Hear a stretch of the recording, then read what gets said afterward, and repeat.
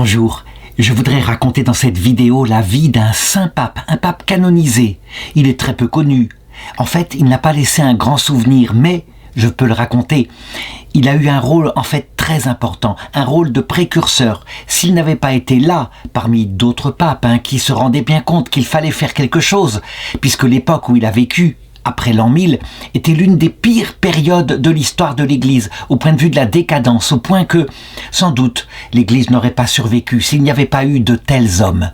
Eh bien, le pape Grégoire IX, qui fut pape juste quelques mois avant d'être assassiné, sans doute, empoisonné, probablement, en 1058, je voudrais raconter dans cette vidéo son histoire. D'abord, et il faut bien le reconnaître, nous sommes dans un contexte particulier, un contexte qui est fondé sur la chute de l'Empire romain d'Occident et l'arrivée de tribus germaniques qui s'emparent de tous les restes de cet empire, qui partout établissent leurs lois pendant des siècles, avec une conversion peu à peu au catholicisme, mais il reste des mauvaises habitudes, comme par exemple l'idée que les évêques étant très importants, pour être évêque, ou pour être seigneur, il faut être de famille noble. Ce qui veut dire que, manifestement, il y a aussi bien pour les charges qui ont rapport avec le salut éternel que pour les charges temporelles, quelque chose qui est de l'ordre de ce qu'on pourrait appeler la simonie. La simonie, ça veut dire l'argent, le pouvoir permet d'obtenir les postes. Et ceci provoque parfois quelques saints, c'est vrai, mais la plupart du temps, des hommes qui ne sont là, qui ne s'emparent des titres, et parfois même des titres de père abbé de monastère, que pour vivre une bonne vie avec un gros bénéfice. Eh bien, la jeunesse de Frédéric de Verdun, c'est son nom. C'est un noble de la plus haute lignée qui deviendra le pape Saint-Étienne IX. Sa jeunesse est du même acabit, je veux dire par là que lui, qui a une vraie vocation, qui se tourne vers la vie monastique, qui ne fait pas une carrière ecclésiastique comme il aurait dû le faire pour devenir évêque, donc il va vers un ordre qui implique une grande ascèse parce que il veut chercher Dieu. Eh bien, il ne pourra pas empêcher que tout de même, étant de famille très noble, ayant un père et des frères qui sont gouverneurs, en Lorraine en particulier, eh bien, peu à peu, le pouvoir retombera sur lui. Son père était donc un duc, Gothelon Ier de Verdun, et il se maria avec une femme de la très haute noblesse, Barbe de Lebarten, et tous leurs enfants eurent un avenir évidemment grandiose en cette époque-là. Il faut noter en particulier l'un des frères de Frédéric, Godefroy II de Verdun, qui prendra la succession de son père et qui deviendra duc de Basse et de Haute-Lotharingie. Il aura un rôle important pour aider à un moment donné la papauté, mais ça je le raconterai tout à l'heure. L'essentiel, ce qu'il faut noter pour le moment, c'est que donc, Frédéric de Verdun eut une vraie vocation. Il voulut se consacrer à Dieu. Et donc, il entra dans un monastère, mais un monastère qui avait grande réputation. Ce n'était pas pour rien. La congrégation de Cluny. Il entra dans l'abbaye de Cluny, et là, il y avait des centaines et des centaines de moines. Il aurait dû rester, normalement, un petit moine parmi les autres, mais je l'ai dit. Le pouvoir, l'origine de son nom fit que, à un moment donné, forcément, il fut élu père abbé de Cluny et donc de la congrégation qui allait avec des centaines de monastères. Mais il faut reconnaître, il y avait dans le courant des moines à cette époque-là une volonté qui était là, qui sourdait, qui semblait venir de l'Esprit Saint et qui voulait réformer l'Église, qui n'était pas d'accord pour ce qu'on voyait et en particulier auprès des évêques. Mais jusqu'au siège apostolique à Rome, où des hommes qui n'avaient aucune espèce de dignité pour être ainsi évêques arrivaient au pouvoir, quelquefois à prix d'argent. La situation de Rome et de la papauté en particulier était tragique. Il y avait à Rome d'abord des familles aristocratiques, en particulier la famille Tusculum, qui voulait s'emparer du siège apostolique, un immense pouvoir, et qui quelquefois nommait donc tous les hommes de la famille dès que l'autre était mort, et parfois des adolescents quand il n'y avait plus d'hommes adultes. Mais il y avait aussi les empereurs germaniques, depuis Charlemagne, qui avaient protégé la papauté, c'est vrai, de manière efficace, à un moment donné où elle était déjà attaquée. L'habitude était sortie ainsi des successeurs de Charlemagne, qui étaient les empereurs romains d'Occident. Les empereurs germaniques, donc, qui s'estimaient ainsi successeurs des empires romains. Eh bien, l'habitude était que les papes soient nommés aussi par l'influence des empereurs germaniques. Et puis, il y avait la population romaine qui était là, qui était extraordinairement remuante, qui voulait, elle, un pape à sa botte, un pape qui lui plaisait, en général un pape italien.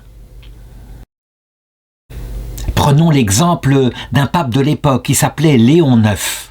Manifestement, il fut élu de cette façon-là, parce que on avait poussé à son élection, peut-être avait-il lui-même payé, c'est possible, c'est probable, en tout cas, il y eut un moine de l'époque appelé Hildebrandt, un jeune moine, qui n'hésita pas, et qui proclama solennellement que l'élection du pape Léon IX n'était pas valide, parce qu'elle avait été acquise à prix d'argent.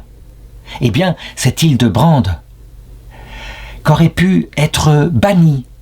Au contraire, sans doute parce que l'Esprit Saint travaillait tout de même le cœur de ces hommes, eh bien, étant remarqué par Léon IX, c'est lui qui l'appela à Rome et qui en fit son principal conseiller. Et lui, Hildebrandt, il resta digne, il resta droit. Il fut un conseiller qui ne cachait pas la vérité qu'il avait dans son cœur, si bien que, successivement, tous les papes qui suivirent le gardèrent comme conseiller. J'en parlerai tout à l'heure. Hildebrandt va avoir un rôle très important dans cette histoire-là. C'est presque l'axe ou le sommet de tout ce qui s'est passé.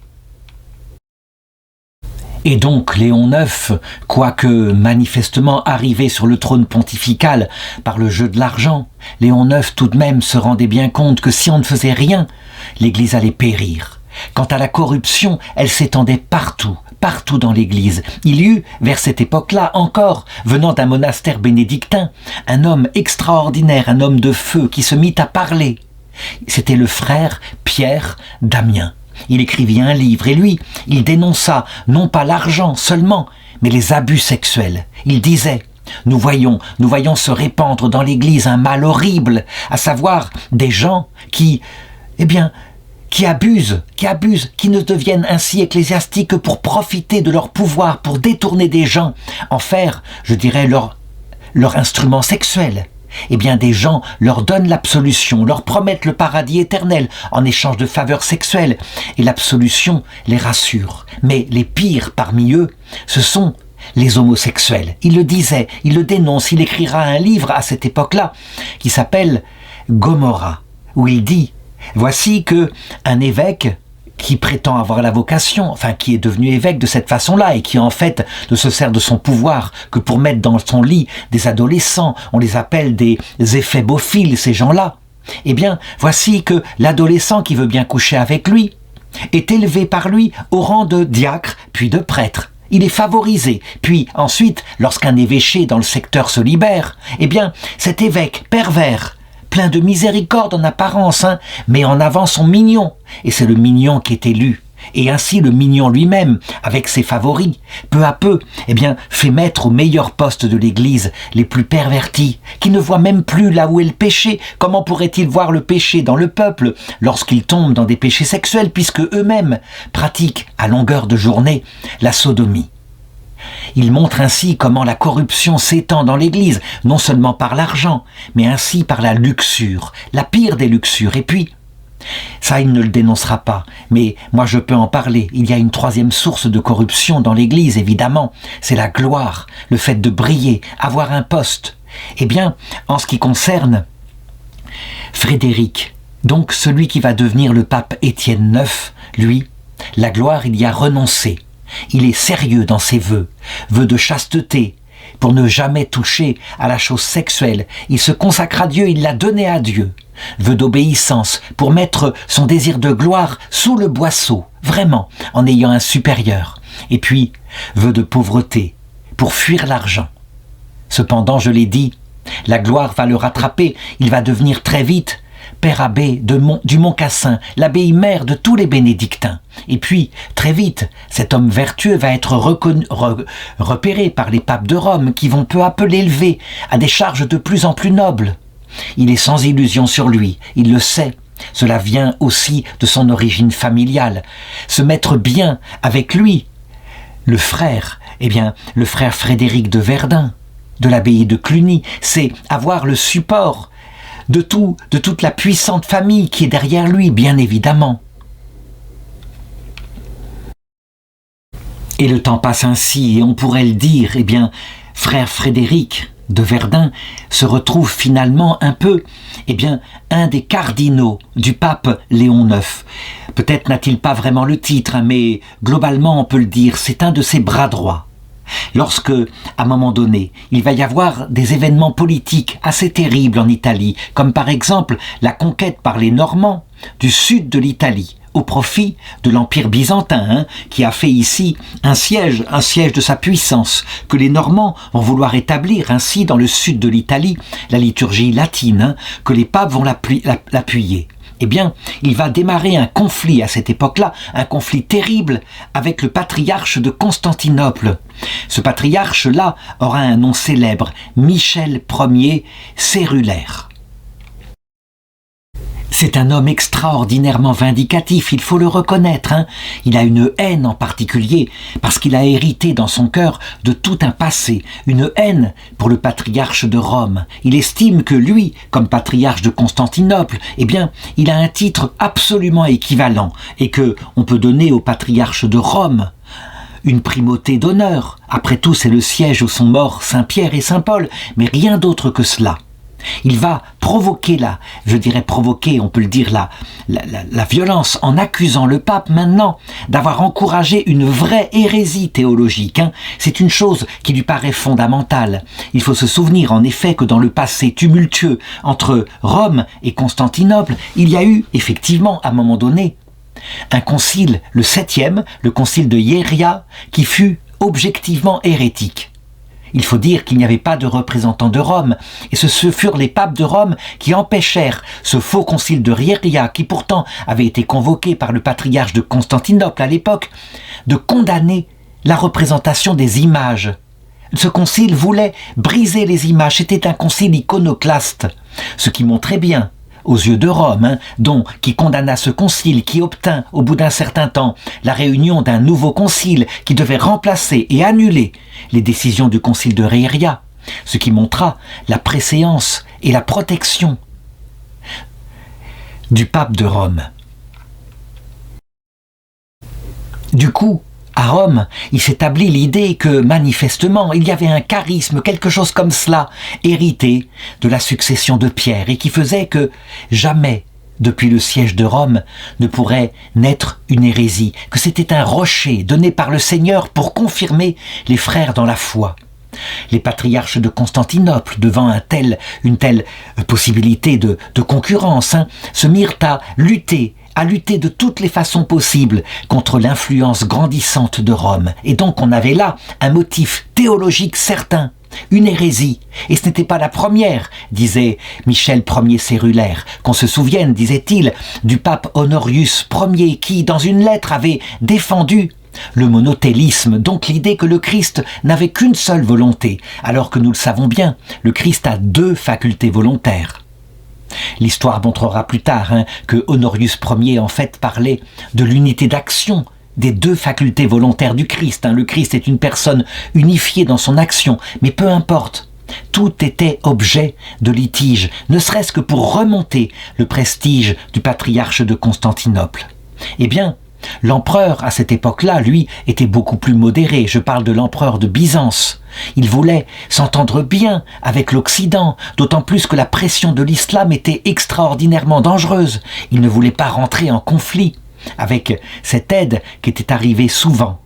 Et donc, le pape en question, le pape Léon IX, décida d'envoyer à Rome une légature avec 3 prélats qui étaient extraordinairement connus de lui, 3 prélats qu'il mettait en avant, dont Frédéric de Lotharingie, donc le futur pape dont je parle ici, celui qui allait être canonisé sous le nom d'Étienne IX. Mais il y avait aussi Humbert de Moyen-Moutier, qui était un moine, et puis Pierre d'Amalfi. Leur mission diplomatique était justement je dirais, d'arrondir les angles, de se réconcilier avec Michel Ier Cérulaire, bref, de ne pas déchirer le manteau de l'Église. Lorsque ces trois émissaires, avec Frédéric de Lotharingie à leur tête, arrivèrent à Constantinople, eh bien, l'empereur les reçut avec honneur. Mais le patriarche Michel Ier Cérulaire refusa. Il les considérait comme hérétiques et, je dirais, dans les lettres qu'on voit qu'il aimait, il y a des reproches qui sont parfois presque risibles. Par exemple, on reproche aux latins, et c'est presque considéré comme un crime de lèse-majesté, une pratique du jeûne différente de celle des orientaux. Les latins penchent plutôt pour le jeûne du vendredi, de ne pas manger de poisson, des choses comme cela. Le baptême est pratiqué par les latins avec une seule immersion au nom de l'unité des deux dieux, alors que pour les Grecs, il y a 3 immersions en l'honneur de la Trinité. Mais ce n'est pas un problème, normalement, il ne devrait pas y avoir de conflit. Les choses, je dirais, sont de l'ordre du sacramental. Ce qui compte, c'est d'utiliser de l'eau, soit en immergeant, soit en touchant, mais de prononcer les bonnes paroles. Je te baptise au nom du Père et du Fils et du Saint-Esprit. Et puis, il y avait des reproches liturgiques comme l'absence d'une épiclèse dans le récit de l'institution eucharistique, la prière eucharistique de la messe latine qui ne correspondait pas sur certains points, mais il fallait chercher loin, il fallait chercher, je dirais, l'ennui.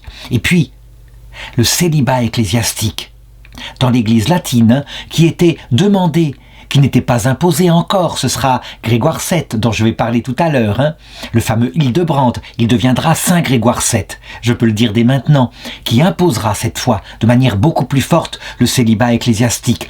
En Orient, les prêtres peuvent être mariés, mais c'est vrai, les évêques sont pris parmi les moines. Eux doivent être célibataires et une fois que on est prêtre ou évêque, là on ne peut pas se marier. Et puis il y avait des trucs absolument ridicules comme le fait que les prêtres latins étaient rasés et les prêtres orientaux portaient tous une grande barbe en signe de leur autorité. Bref, les choses étaient vraiment mal parties. D'où vint le schisme qui arriva en 1054, eh bien, je dirais probablement des deux. Parce que les 3 délégués, dont Frédéric justement, les 3 délégués, voyant l'obstination, la dureté, la provocation perpétuelle de Michel Ier Cérulaire, eh bien à un moment donné se dire « montons le ton nous-mêmes ».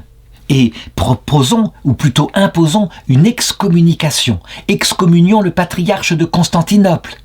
Ils déposèrent solennellement la bulle d'excommunication sur l'autel de la basilique Sainte-Sophie à Constantinople. C'était évidemment profondément maladroit, ce n'est pas comme ça qu'il faut faire, mais je dirais dans le contexte, peut-être à cause des provocations de Michel Ier Cérulaire. Toujours est-il que lui, il répondit aussitôt par la même chose, une bulle d'excommunication pour tous les légats du pape de Rome, légats du pape Léon IX qui entre-temps était mort. Quand on voit l'état de l'Église, donc l'Église universelle à cette époque-là, on voit qu'il y a beaucoup d'orgueil. Si on se demande mais d'où est venu ces conflits où la charité, l'humilité ne président pas chez les uns, chez les autres, je répondrai que sans doute cela vient d'un effet de la réussite brillante de la foi chrétienne qui s'est imposée dans tout l'Empire romain. Et même qui a conquis, lorsque l'Empire romain d'Occident est tombé, les tribus germaniques. Le succès, c'est quelque chose auquel le Seigneur avait mis en garde. Il l'avait dit. Regardez, si l'on dit toutes sortes de choses bonnes de vous, si l'on vous bénit dans les assemblées, méfiez-vous. C'est ainsi que jadis ont traité les faux prophètes. Il semblerait qu'il convient pour l'Église catholique, afin qu'elle garde son humilité, qu'elle soit marginalisée et persécutée. Actuellement, quand je fais cette vidéo, on pourrait dire qu'en Occident, l'Église est persécutée, marginalisée, ridiculisée. Eh bien, elle est davantage elle-même. Avec les pauvres hommes, les hiérarques en particulier qui la composent, ils s'occupent davantage de ce qui les concerne. C'est vrai, la gloire sied mal au mystère du Christ crucifié, du Christ doux et humble de cœur. On le voit donc, Étienne IX, fut là avec les 2 autres légats du pape, au cœur du grand schisme qui se provoqua en 1054, le grand schisme avec l'Église d'Orient, qui divisa l'Église en orthodoxe et catholique.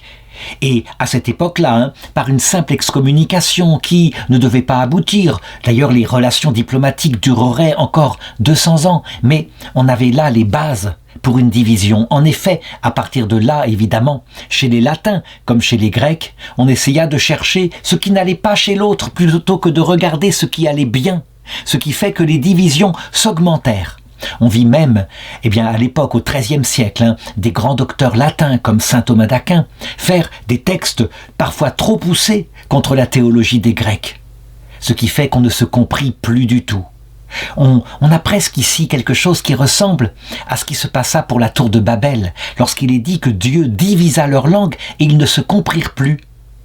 Pourrait-on dire que la division de l'Église venait de Dieu de la même façon, que Dieu divisa cette nouvelle tour de Babel, qui était sortie de la sainte religion? Je répondrais que oui, probablement, non pas parce que la sainte religion en elle-même est une tour de Babel, mais parce que l'homme, tel qu'il est, avec le péché originel en lui, peut se servir de la sainte religion pour fonder une civilisation qu'il transforme en une tour de Babel. Alors Dieu divise, utilise la même pastorale que jadis.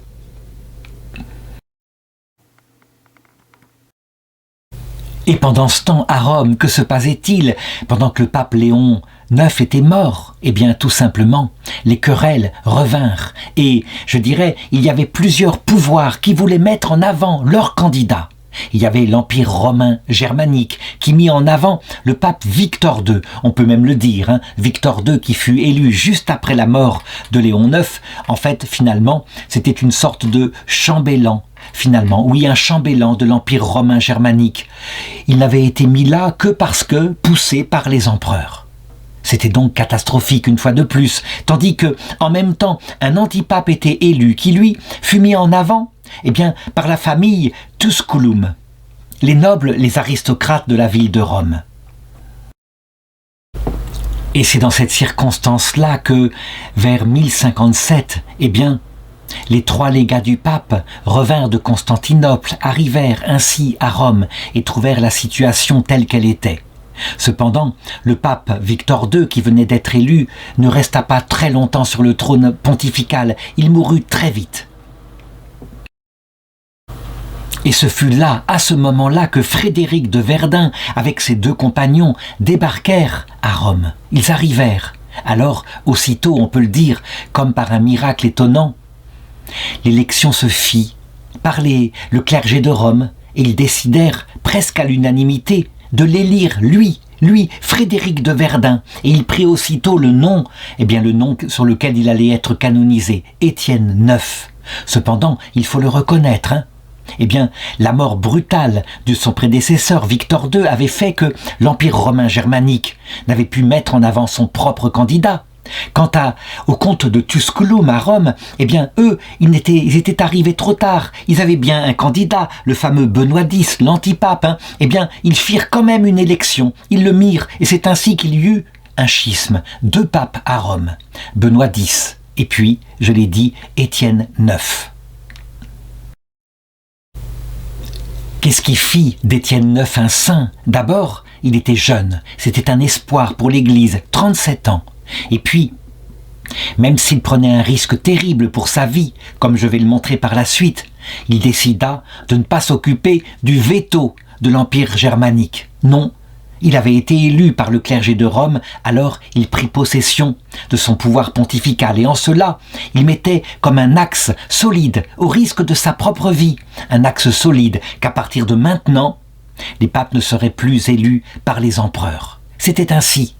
Et je dirais que la chose allait durer. Or, il fallait du courage pour faire une telle chose.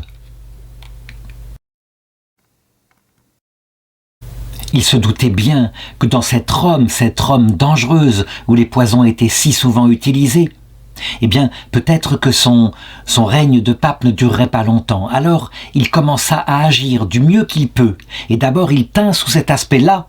Et puis, il décida de mettre en avant certains frères qu'il connaissait, certains frères vertueux des bénédictins, pour qu'ils puissent être évêques et qu'éventuellement, de la façon suivante, en étant mis au poste clé de l'Église, ils puissent peut-être, eux, s'ils duraient, arriver un jour à renouveler cette Église, parce qu'il fallait le faire. Il le pensait sincèrement et il n'était pas le seul. Il en discuta probablement avec Pierre Damien, mais aussi avec le moine Hildebrand, condamné, conseiller de son prédécesseur. Il fallait faire quelque chose. Si on ne faisait rien, l'Église allait mourir. Eh bien, il favorisa Hildebrand. C'est vrai, et non seulement Hildebrand, mais Pierre Damien, le moine, qu'il nomma évêque. Et ça, c'est une volonté manifeste, de choisir les meilleurs éléments, puisqu'ils étaient dans les monastères. Nommer le futur Saint Pierre Damien, celui qui avait dénoncé la prévarication dans l'Église, évêque d'Ostie, c'était quelque chose de central. Ostie, c'est tout de même, je dirais, le cœur même de la chrétienté. Ça ne peut pas être plus proche de Rome, c'est la banlieue même de Rome. De même, il mit près de lui, comme l'un de ses conseillers les plus proches, Hildebrand, le frère Hildebrand dont j'ai parlé tout à l'heure, en espérant, parce qu'il était encore jeune, que peut-être un jour, eh bien le destin ferait qu'il prendrait en main l'Église. Et puis, il se prépara à faire des réformes dans l'Église, mais, bien sûr, il s'était attiré trop d'ennemis. En faisant ces réformes-là, il était un peu comme le bouclier de l'avenir, et les conséquences de ses actes allaient retomber sur lui. Lorsqu'on se fait des ennemis puissants à Rome, Rome étant une ville qui bouge, à savoir les ambassadeurs de l'Empire germanique, et puis la population romaine elle-même voulant son propre candidat, et le collège des cardinaux, pourquoi pas, l'aristocratie romaine, elle, mettant en avant de plus en plus la famille Tusculum, qui était un peu ses clients. Eh bien, on prenait des risques pour sa vie. Sans doute mourut-il assassiné. On a une grande idée de cela. On pense vraiment que quand il tomba malade après un certain repas, on avait mis dans sa nourriture du poison. En tout cas, se rendant compte qu'il était malade, que ce n'était pas naturel, que peut-être il allait passer de ce monde à l'autre, alors il mit encore plus proche de lui, Hildebrand. On voulait procéder déjà à la réunion des évêques pour élire son successeur. Il supplia à ses frères cardinaux d'attendre l'arrivée d'Hildebrand qui était absent à ce moment-là. Manifestement, s'il n'y avait eu que lui, Hildebrand aurait été élu pape tout de suite après lui. Mais ça n'arrivera pas comme cela, il mourra beaucoup trop tôt, et donc, malheureusement, l'Église catholique connaîtra encore 15 ans de difficultés et de malheurs. Cependant, fort heureusement, après la mort du pape du pape Étienne IX, eh bien, son frère, lui, furieux, interviendra sur Rome, Godefroy II de Basse-Lotharingie, et il viendra déloger l'antipape élu par les ducs de Tusculum, Benoît X. Il favorisera l'électeur, ou plutôt l'élection d'un candidat des cardinaux de Rome, Nicolas II. Mais il faut bien le reconnaître avec cette expérience douloureuse. Ce sera finalement 15 ans plus tard. Un pontificat pas long, quelques années, mais central.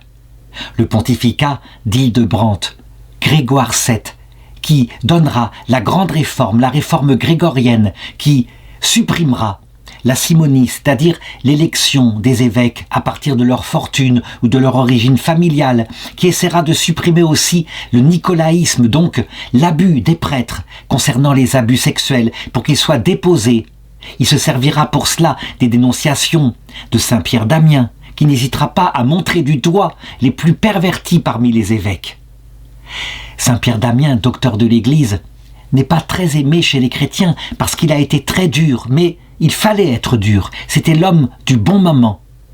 Évidemment, nous préférons les saints qui ont exercé davantage de miséricorde, mais à cette époque-là, les dégâts étaient tellement grands qu'il fallait un homme qui aime l'Église ou des hommes qui aiment l'Église suffisamment pour pouvoir opérer, retirer les tumeurs. Et ils y arrivèrent, ces hommes-là. Eh bien, on peut le dire, le pape Saint Étienne IX, qui peut être considéré quelque part comme un martyr de son amour pour l'Église, qui mourut sans doute empoisonné, mais on n'en est même pas sûr.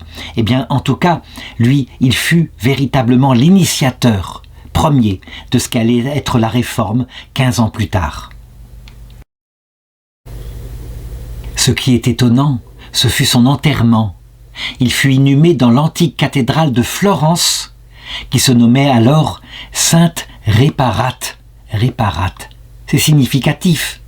Et puis, un jour, vers 1296, donc plus de 200 ans après sa mort, lorsque on voulut rebâtir une cathédrale à Florence et que l'ancienne fut détruite, on perdit pendant un certain temps l'emplacement de son tombeau.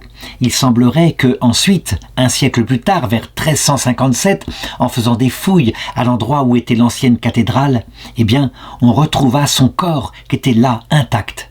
Intact et souple, peut-être. Était-il intact et momifié? Sans doute davantage. Que conclure de cette histoire? Eh bien, lorsque nous regardons l'action de Dieu sur son Église, nous voyons qu'il agit.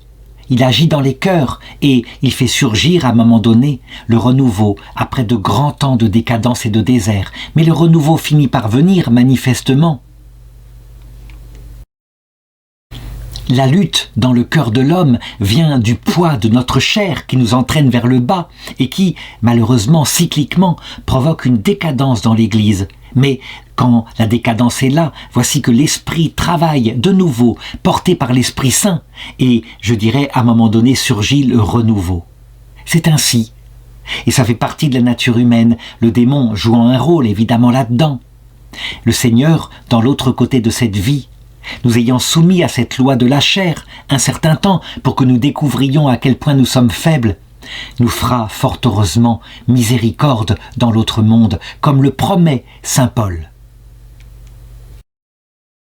Romains 11, 32, car Dieu a enfermé tous les hommes dans la désobéissance pour faire à tous miséricorde.